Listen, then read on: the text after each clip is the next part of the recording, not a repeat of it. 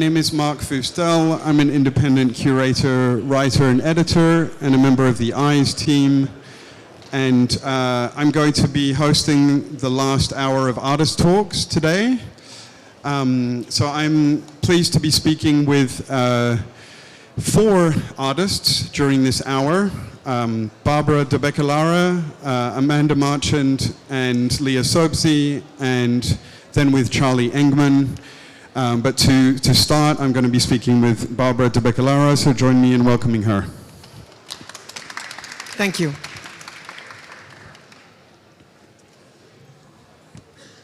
So to introduce Barbara briefly, Barbara is a Belgian visual artist and photographer who worked for many years as a journalist across print, radio, and television, I believe, yep. in all of these different forms. So he has a really broad scope and view over news and the journalism structures. Yep. I'm old also. Also that. And in that context, who began traveling to Iran and the Middle East. And the project that we are here to discuss is Barbara's first photo book, which means mother. And it's published by the Eriskay Connection and was shortlisted for the Paris Photo Aperture First Photo Book Award. So I think, first of all, it's really important with this project that you just tell us, situate this project for us. Where are these images taken? What is the context around this project? Yeah, so everybody knows a little bit nowadays what's going on in Gaza. But this is a project from the other Palestinian part on the West Bank. And I've been there in 2023. For the first time in February, actually. I went back in May and I went back again in September. So it took me some time and always in the same place. It was actually Adam Broomberg who led me a little bit to this place because he had already contacts there and I met him anyway. The artist Adam Broomberg. Yeah, the big artist Adam Broomberg, who also wrote the text for the book. In support. And so I went there in February and I got to know the families of a village. It's Tel Rumeda. It's a part of Hebron. It's in the part H2 under Israeli military control, which means that the Palestinians there are totally limited in their mobility and etc. And there is, of course, different settlements. There are different Israeli settlements. And the people that go live there often come from America and have this violent, radical ideology, the people who live there, the settlers. So there is always this tension around. I can testify on that also. So for the Palestinians, it's very difficult to live there. And the idea was a little bit, when you go there, you feel the tension. There is soldiers everywhere, more soldiers than there are Palestinians. Than there are settlers, I mean. And so what the idea was a little bit, the atmosphere and the vibe is very masculine. So you have the mostly male soldiers, you have, it's a Muslim area. So of course women come on the street, they go to work, they bring their children to school, but they don't spend real social time on the street, meeting each other there, standing in the streets, talking a little bit. So in the streets and on the videos of this region, you mostly see men. So the idea was a little bit, and also 1/3 of the houses stands empty, which means that the strategy to pester Palestinians out of their houses and out of the region is working. So the people staying there, they are very, very strong. Just staying there is already the biggest act of resistance they can show. So the idea was that the people who live there, the women who live there, it's the drivers of the community. They want, just like everybody else in the world, they want their children to be happy. They want their families to thrive. So in that respect, I admire them already. So the idea was, if they take the pictures, they actually show their resistance in that respect. So this is not an artist book. I mean, we are here to speak together, but this is not a book of your photographs, but this is a collaborative project with the women that you are speaking about. Maybe can we pass a copy of the book around to the audience? This one or this one, it's already, perhaps this one, So you can look through the book as we're speaking. So I believe that you worked with 8 different families. Is that right? Yeah, we worked with 8 different families. The 8 mothers are here on the book. My name is somewhere also, but it's especially the mothers and the women that we want to respect and honor. It's especially their pictures. I took pictures too, like 10% or something is mine, but it doesn't matter. It's collective work, co-authorship. Nobody takes credit for any images. And it's really important.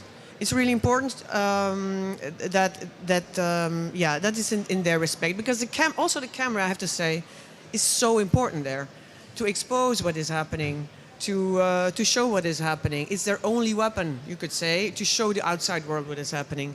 So we wanted to do that, and so I got to know them, just to finish the story, because I forgot a little bit. And in September, when I went back, I took with me like cameras, a little just point and shoot cameras. So it was not necessary to learn how to photograph or anything. We didn't do that.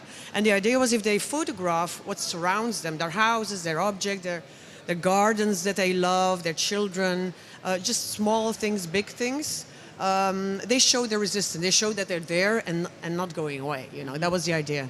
And also with analog, because of, you see it's very blurry. There are mistakes, light leaks, all kind of things. Very abstract sometimes. You don't even see what's going on, and it's because we chose analog as like an antidote, like in contrast with the digital camera.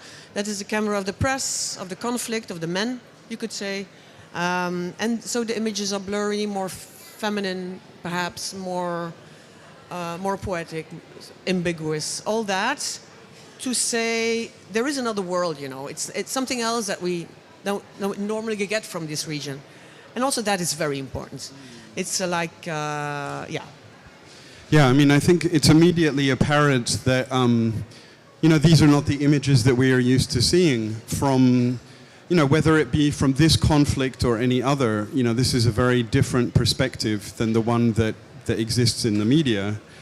I was curious to know how you contacted, how you established contact with these different families to be able to do the project. But this is a contrast with the media. I worked for media also. And what I took now, I take it, is time. And you need that to establish contacts, to just get to know people, to eat together, to talk together, to Google Translate together.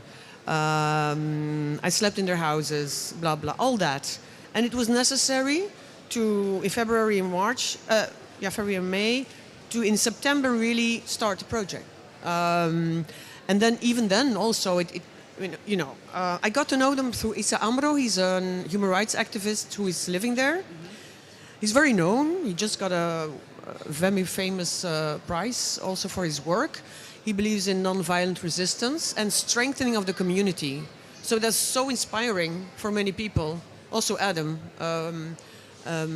Broomberg. The fact that he says, don't focus on the enemy, because sometimes you don't control. But what you can control is yourself and your strengthening. So he organizes courses for the women, like yoga and English. And it's very, very important. So also my earnings of the book, not the earnings, but the profit, goes to the project also, to the women's activities. To his organization? To his organization, yeah. And you mentioned so that you brought these analog cameras that you gave to these women to photograph, is that right? How free, did you give them any direction in terms of take photographs No. of something, or this is what I'm looking for, or did you just give them the cameras and let them do whatever they wished? They do whatever they wish, of course. But what was very, I think, important also is to keep close contact. So we had a WhatsApp group, and first of all, I went to each family with a translator, really to talk to them, to explain the project, to show them many images, because there are many good women photographers who already photographed their children and their houses, and so I made like a presentation with every family. So that started like this, and then every day I did my part. I just went to the village like with each family, and when a film was done, they texted me. I went to them. We ate together. It was a month of doing only that, and after that month, I had a lot of rolls of films, but I didn't know what it was gonna be, and but it was a treasure already. And so, I mean, the book, even though it's a very small object, and I imagine that was also intentional in terms of maybe the price also, and you know, making it accessible. I mean, it contains a lot of images, but how many images did you sort of start from to edit the book? Yeah, over 1,000, of course. Yeah, over 1,000. So it is a collaborative project. It is in many respects. But of course, I was kind of the editor and the curator and the decider, because with almost 50 women, if you count the girls and the grandmothers, and you couldn't really decide together on which images where to put. So we did that with the Eriskay connection. They did a great job of making a very beautiful little like a Bible-ish book, and the designer Karel Fransen, I think he's here, really thought it through, and it's exactly like I want it to be. Mm-hmm. Yeah. And the women like it very much too, which is very important. Yeah. Yeah. I was afraid if that it would be, you don't know, right? Sure. But they loved it. Barbara actually suggested that we try and do a video call with one of the women during this talk, but I was too scared of the technological difficulties that might involve. Don't be scared. Another thing that does strike me, you know, even you just mentioned the fact that these women's names are on the cover of the book. Yeah. And that seems like such an important thing too, to actually, not only speak of the women that are living their lives there, but to give them names and to, not to think of them as this anonymous kind of people, but to identify them. I think that's a really important point. And I had some remarks about because is mother, and so it's the 8 mothers are, I put them here. It's like Abdul, Tamer. So the eldest son is the name of the eldest son, and sometimes some women came to me. Yeah, that's really like, isn't that really? That's not so very, how you say it? Very conservative and very not very progressive and everything. But it's not like that. And this is something also, I learned so much about how to respect someone's culture, just as respect it. And this is also a matter of respect, the way they are named, the mother of the eldest son. When you name a mother like that, you can, of course, you can say a first name, but this is like also a matter of familiarity and respect. And there's so much beauty in that also. So, just a little example there, yeah. Sure. Another important aspect of the book, even though, as you said, the images are, abstract, poetic, we are not, this is in no way a book that is attempting to show us what is happening in the conflict there. No. But there is a section of text at the end of the book that's quite long, in which a lot of information is provided about the situation there. There's also the essay by Adam Broomberg that the book opens with. I guess I wondered why you felt it was important to include that section, particularly that section, a kind of informative section in the back of the book. Well, you started by saying, please give a bit of the context. And I can sit here and we can talk about that all day. So it is important to know which context these images are taking in. Otherwise, it's just a beautiful image. Now it's not just a beautiful image. Now you know the harsh situation these women are just navigating in. And to take these images and to see these images in that light makes it much more powerful. That's the thing. And information is something we can all testify from that. I think I have to say now we see what this regime is capable of. I don't have to even say the name. That we see what this regime is capable. We have been walking blind for decades and believing the propaganda in a way. So I think information and facts next to art and next to is also very important. And it's not something you have to read. You can just do the rest. It's in the back of the book, and I hope people read it just to be informed. But you can enjoy, I think, the images without doing that. Yeah. I'm a fan. Do we have a question from the audience?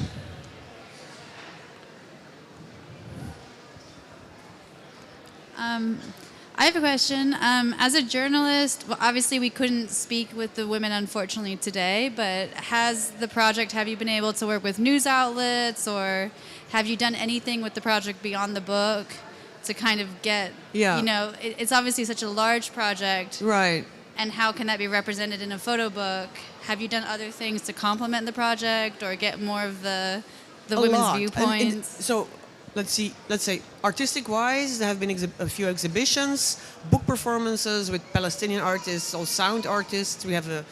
It's very small. I don't have like big exhibitions, but it's in Belgium. We had several really nice things, and then press-wise, also beautiful attention for the project, but also like on Issa Amro when I met him and his vision on how we can see things differently and the power of this vision.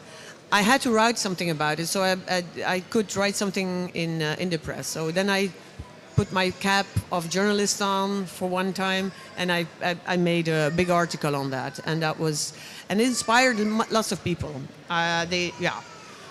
But it should get more attention, and it's very important. Yeah.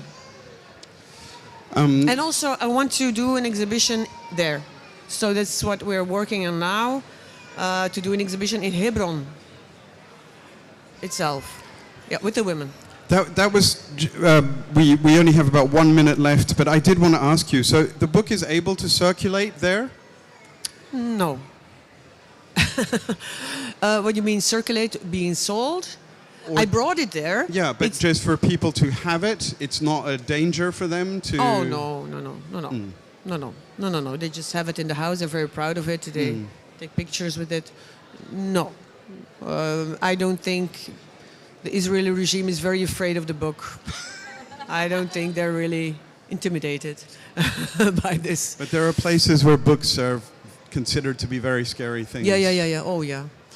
So thank you so much, Barbara. And Barbara is going to be in conversation tonight at Le Bal with Adam Brumberg and Rafael Gonzalez. I have no idea if there's still tickets available for this. You can register. It's for free. It's free. Please come. Adam will be there, so that's a huge voice. If you're interested in the project and this subject more generally, I would definitely invite you to go along to that conversation. Thank you so much, Barbara. Thank you.